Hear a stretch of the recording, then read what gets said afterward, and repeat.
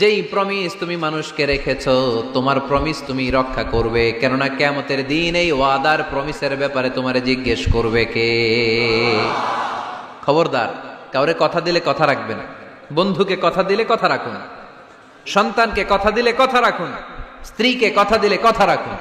কিন্তু এই দেশে কেউ কথা রাখে না, তাই না? এজন্য কথা রাখার প্র্যাকটিস যেন আমরা করি।